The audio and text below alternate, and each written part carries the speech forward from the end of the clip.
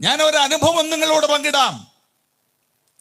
കോട്ടയം നാഗമ്പടം എന്ന് പറയുന്ന സ്ഥലത്തെ ഓവർ ബ്രിഡ്ജിന്റെ കീഴിൽ ഞങ്ങൾ ഇതുപോലെ ഒരു സുവിശേഷ പ്രസംഗം നടത്തിക്കൊണ്ടിരിക്കുമ്പോൾ അർദ്ധരാത്രിയുടെ യാമങ്ങളിൽ മറ്റ് ചില എറണാകുളം പോലുള്ളതായ പട്ടണങ്ങളിൽ നിന്ന് വാഹനത്തിൽ സ്പിരിറ്റ് കടത്തിക്കൊണ്ടുവന്നതായ ബേബി എന്ന് പറയുന്ന ഒരു വ്യക്തി അനേകർക്ക് ശാന്തി ലഭിക്കും, സമാധാനം കിട്ടും, സന്തോഷം കിട്ടുമെന്ന് കരുതി ഈ സ്പിരിറ്റ് കടത്തിക്കൊണ്ടിരുന്ന ബേബി എന്ന് പറയുന്നതായ വ്യക്തി തന്റെ കുടുംബത്തിലെ സമാധാനവും ശാന്തിയും നഷ്ടപ്പെട്ടവനായി ആ പാലത്തിന്റെ കീഴിലുള്ളതായ റെയിൽവേ പാളത്തിൽ തലവെച്ച് ആത്മഹത്യ ചെയ്യുവാൻ വേണ്ടി വന്നപ്പോഴാണ് ഇങ്ങനെ ഒരു പറ്റം ദൈവമക്കൾ അവിടെ നിന്ന് സുവിശേഷം പ്രസംഗിക്കുന്നത് കേട്ടത്. ആ ബേബി ഞങ്ങൾ അത്രയും പേര് അവിടെ നിൽക്കുന്നത് കൊണ്ട് തൊട്ട് മുമ്പിലുള്ള പാളത്തിൽ തലവെച്ചില്ല. ഞങ്ങൾ പോയിട്ട് തലവെക്കാമെന്ന് കരുതി നിന്നെങ്കിൽ ആ ബേബി സുവിശേഷം കേട്ട് രക്ഷിക്കപ്പെട്ടു. അദ്ദേഹത്തിന്റെ ആത്മഹത്യാ പ്രവണത തന്നിൽ നിന്ന് മാറിപ്പോയി. ഞങ്ങളോടൊപ്പം വിശുദ്ധ ആരാധനയിൽ പങ്കുചേർന്നു. അദ്ദേഹം ഒരു ദൈവപങ്കനായി മാറി. തന്റെ കുടുംബത്തിൽ സമാധാനവും ശാന്തിയും ലഭിപ്പാനിടയായി. മരണത്തെ സുവിശേഷത്താൽ നീക്കിക്കളഞ്ഞു.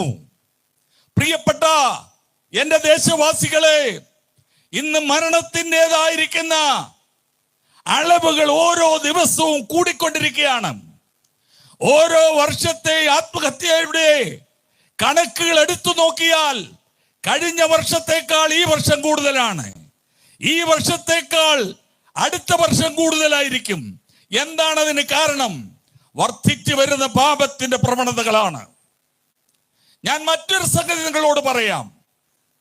ദൈവം നമ്മെ സമാധാനത്തിന്റെ, മോക്ഷത്തിന്റെ, ശാന്തിയുടെ മാർഗം നമ്മുടെ കണ്ണിൻ മുമ്പിൽ വരച്ച തിരുവചന സത്യങ്ങളിൽ കൂടെ നൽകിയിട്ടുണ്ടെങ്കിലും അത് കേൾക്കുവാനോ അത് കൈകാര്യം ചെയ്യുവാനോ നമുക്ക് പറ്റുന്നില്ല.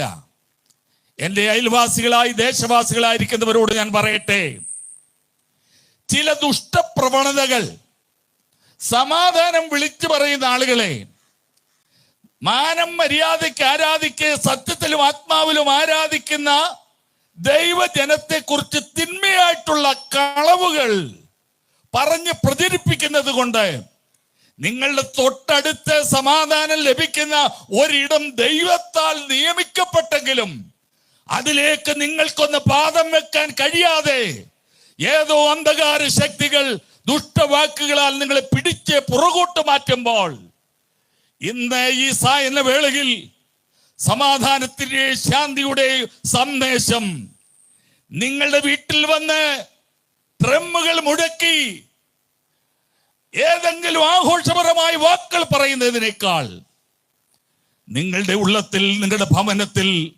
ശാന്തി നിറയുന്ന ഈ സന്ദേശം നിങ്ങൾ സ്വീകരിപ്പാൻ തയ്യാറാകുമോ?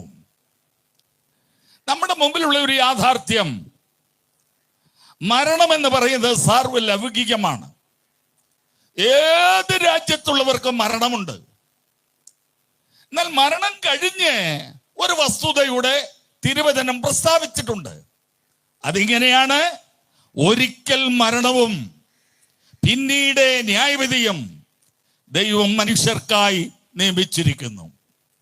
ലോകത്തിലെ ഏറ്റവും വലിയ സമ്പാദ്യത്തിലെ ഒരു ഉടമയായിരുന്നു നമ്മുടെയൊക്കെ നാട്ടിൽ ആപ്പിൾ എന്ന് പറയുന്ന കമ്പനി. ഇവിടെ പ്രൊഡക്റ്റ് ഇവിടെ ഉണ്ട്. ഒരാഴ്ചയിൽ $10 ലക്ഷം അദ്ദേഹത്തിന്റെ ആസ്തി. സ്റ്റീവ് എന്ന് പറയുന്നതായ ആളാണ് അദ്ദേഹം. അദ്ദേഹത്തിന് കുറച്ചുകൂടെ പ്രലോംഗ് ചെയ്യുന്നതായ വീടുണ്ട്. എന്നാൽ ആ സ്റ്റീവ് എന്ന് നിങ്ങൾ ഓർത്താ മതി.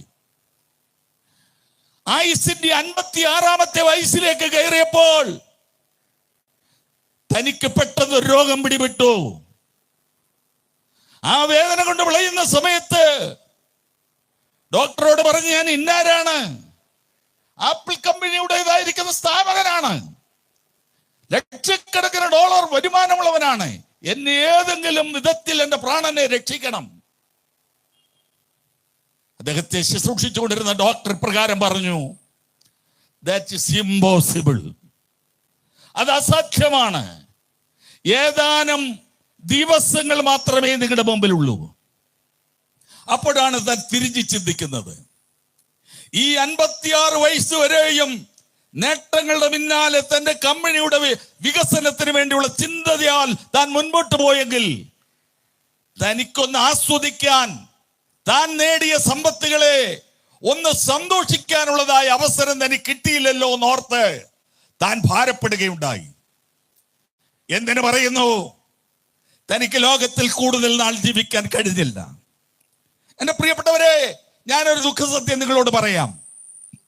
നമ്മൾ എത്ര വലിയ പുള്ളികളാണെങ്കിലും, എത്ര കോടിക്കണക്കിന് രൂപ ബാങ്കിൽ ഡെപ്പോസിറ്റ് ഉണ്ടെങ്കിലും, നാം അനുഭവിക്കേണ്ട വേദനകൾ നാം തന്നെ അനുഭവിച്ചു വെക്കൂ.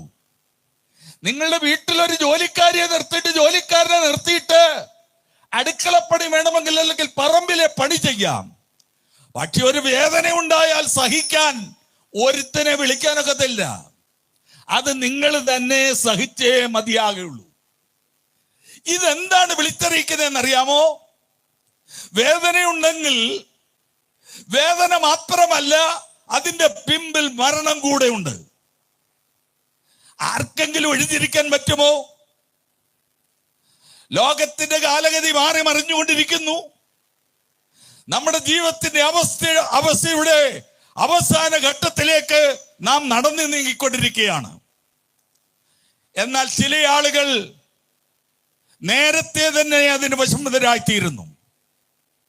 പക്ഷെ ഒരു കാര്യം പറയാം, എത്ര ആസ്വാദനം ധനം കൊണ്ട് നേടിയെടുക്കാമെന്ന് വിചാരിച്ചാലും അത് നമ്മുടെ പിടിയിൽ ഇരിക്കുന്ന കാര്യമല്ല. അതിന് ശാന്തി തരുന്ന ഒരു ദാതാവുണ്ട്, അത് മറ്റാരുമല്ല. അധ്വാനിക്കുന്നവരും ഭാരം ചുമക്കുന്ന ഏവരുമേ എന്റെ അടുക്കൽ വരുവീൻ, ഞാൻ നിങ്ങളെ ആശ്വസിപ്പിക്കാം. ആ തരത്തിൽ ശാന്തിയുടെ മാർഗം കേട്ടപ്പോൾ ഓടിയണഞ്ഞവരാണ് ഞങ്ങൾ ഓരോരുത്തരും. അതുകൊണ്ട് എന്താ, ഇന്ന് ഞങ്ങളുടെ ഭവനങ്ങളിൽ സമാധാനമുണ്ട്, ഞങ്ങളുടെ കുഞ്ഞുങ്ങൾക്ക് ശാന്തിയുണ്ട്. ഞങ്ങൾ ചുവട് വെക്കുന്ന ഇടത്തൊക്കെയും ആളുകൾ ഞങ്ങളെ അനുകരിപ്പാൻ തയ്യാറാണ്. അത് മറ്റൊന്നുമല്ല, ഞങ്ങൾ വിളിച്ചു പറയുന്ന ഈ വചനം. എന്റെ സ്നേഹിതരായി ഇതിന് ചുറ്റും പാർക്കുന്ന പ്രിയപ്പെട്ടവരോട് ഞാൻ പറയട്ടെ, ഈ നല്ല ദിനങ്ങൾ നിങ്ങളുടെ ജീവിതത്തിൽ ഒരു വ്യത്യാസം പുലർത്തണം. ഒരു ട്രമ്മിന്റെ കൊട്ട് കേട്ടത് കൊണ്ടല്ല, വിളക്ക് കത്തിച്ചത് കൊണ്ടല്ല. ഈ ക്രിസ്മസ് നാളിൽ ക്രിസ്തു നിങ്ങളുടെ ഉള്ളത്തിൽ, നിങ്ങളുടെ ഭവനത്തിൽ ജനിക്കട്ടെ.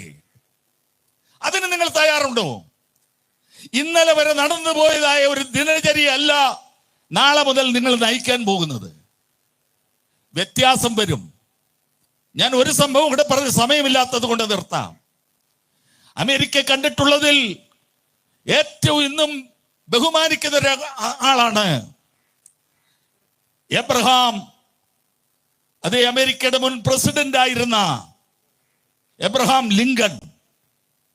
അദ്ദേഹത്തെ കുറിച്ച് ഒരുപാട് ചരിത്രങ്ങളുണ്ട്.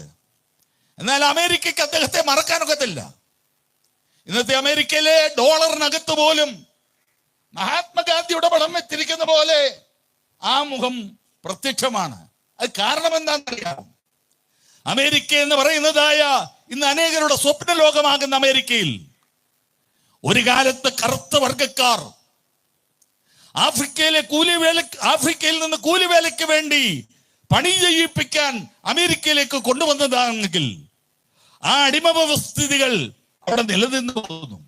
ഒരിക്കൽ ഒരു അടിമക്കമ്പോളം വന്ന് കാണാൻ എബ്രഹാം ലിങ്കൻ ഒന്ന് ചെന്നപ്പോൾ 2 കൈയും മുറകിലേക്ക് കൂട്ടിക്കെട്ടി ചങ്ങലയിട്ടിട്ട് അവിടെ കൊണ്ടുവന്ന് വെയിലത്ത് നിർത്തിയിരിക്കുന്നു.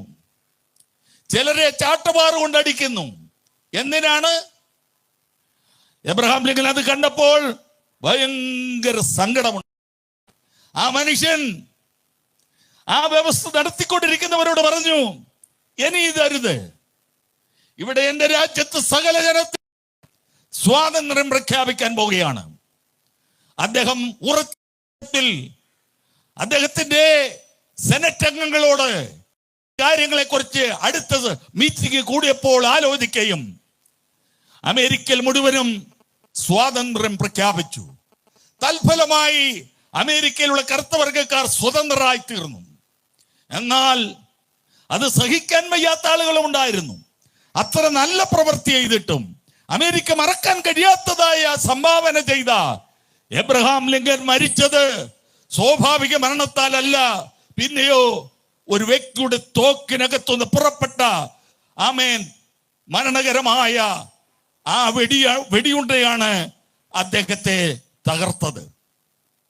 പിടഞ്ഞു മരിക്കാൻ വീണ് കിടക്കുമ്പോൾ ഒരു കറുത്ത വർഗക്കാരിയായ സ്ത്രീ ഓടിച്ചെന്ന് എബ്രഹാം ലിങ്കന്റെ ശിരസ്സെടുത്ത് തന്റെ മടിയിലേക്ക് കിടത്തി. പ്രാണൻ വെടിയുമ്പോൾ ആ രക്തം ചിന്തുന്നതൊന്നും ഓർക്കാതെ ആ കറുത്ത സ്ത്രീയെ എടുത്ത് മടിയിൽ കിടത്തി ആശ്വസിപ്പിക്കാൻ നോക്കി. പക്ഷേ നിമിഷങ്ങൾക്കുള്ളിൽ എബ്രഹാം ലിങ്കൻ മരിച്ചു. പക്ഷെ നിങ്ങൾക്ക് കേൾക്കണമോ, അദ്ദേഹത്തെ കൊണ്ടുപോകുന്ന വേളയിൽ അടക്കം ചെയ്യാൻ കൊണ്ടുപോകുമ്പോൾ റോഡിന്റെ ഇരു സൈഡിലും കറുത്ത വർഗക്കാരും വെള്ളക്കാരും എല്ലാം നിന്ന് എബ്രഹാം ലിങ്കനെ പുകഴ്ത്തിക്കൊണ്ട് പറയുമ്പോൾ ആ കറുത്ത വർഗക്കാരി വിളിച്ചു പറഞ്ഞു, ഞാൻ എനിക്ക് വേണ്ടി ചിന്തിയതല്ല, എന്റെ ദാസ്യവേലയിൽ നിന്ന് എന്നെ വിടുവിച്ച് എനിക്ക് ആശ്വാസം തന്ന ഈ ദിവ്യ മനുഷ്യൻ എന്റെ രക്ഷകനാണ്. അദ്ദേഹം എന്റെ മടിയിൽ കിടത്തുന്നപ്പോൾ എന്റെ ദേഹത്തെ വസ്ത്രത്തിന്മേൽ ഒഴുകി വീണതായ ആ രക്തം ഇന്ന് ഞാൻ നിധി പോലെ സൂക്ഷിച്ചിട്ടുണ്ട്, ആളുകൾക്ക് ഞാൻ പ്രദർശിപ്പിക്കുന്നുണ്ട്. കുരക്കളത്തിൽ മുഴുലോകത്തിന്റെയും രക്ഷയ്ക്ക് വേണ്ടി രക്തം ചിന്തിയ കർത്താവായ യേശു ക്രിസ്തു കാലിത്തൊഴുത്തിൽ പിറന്ന അല്ലെങ്കിൽ ആട്ടിടയന്മാർക്ക് പ്രത്യക്ഷപ്പെട്ട ക്രിസ്തു മാത്രമല്ല, ഗോൽഗോഥായിൽ പിടഞ്ഞു മരിച്ച യേശുവിനെ ഇന്ന് ഈ രാത്രി സന്ധ്യയുടെ വേളയിൽ നിങ്ങളുടെ മുമ്പിൽ ഞാൻ പ്രസന്റ് ചെയ്യുകയാണ്. എന്റെ പ്രിയപ്പെട്ടവരെ, ഞങ്ങൾക്ക് അടുത്ത മീറ്റിംഗ് ഉള്ളത് കൊണ്ട് ഞാൻ ഇവിടെ നിർത്തട്ടെ. നിങ്ങൾക്ക് യേശുവിനെ സ്വീകരിപ്പാൻ തയ്യാറുണ്ടോ? നിങ്ങളുടെ വീട്ടിൽ സമാധാനം, നിങ്ങളുടെ വീട്ടിൽ ശാന്തി, നിങ്ങളുടെ ജീവിതത്തെ പാടെ മാറ്റിമറിക്കുന്ന ഒരു ദിവ്യരക്ഷകനാണ് കർത്താവായ യേശു ക്രിസ്തു. ജാതി നോട്ടമില്ല, മതം നോട്ടമില്ല, നിങ്ങൾ ഉൾപ്പെട്ട് നിൽക്കുന്ന പ്രസ്ഥാനം നോട്ടമില്ല. നിങ്ങൾ ഈ സന്ധ്യയുടെ വേളയിൽ യേശുവിന്റെ പാദപീഠത്തിലേക്ക് കടന്നു വരുമോ? ദൈവം നിങ്ങളെ വിളിക്കുന്നു. കർത്താവ് ഈ വചനങ്ങളാൽ നിങ്ങളെ അനുഗ്രഹിക്കട്ടെ.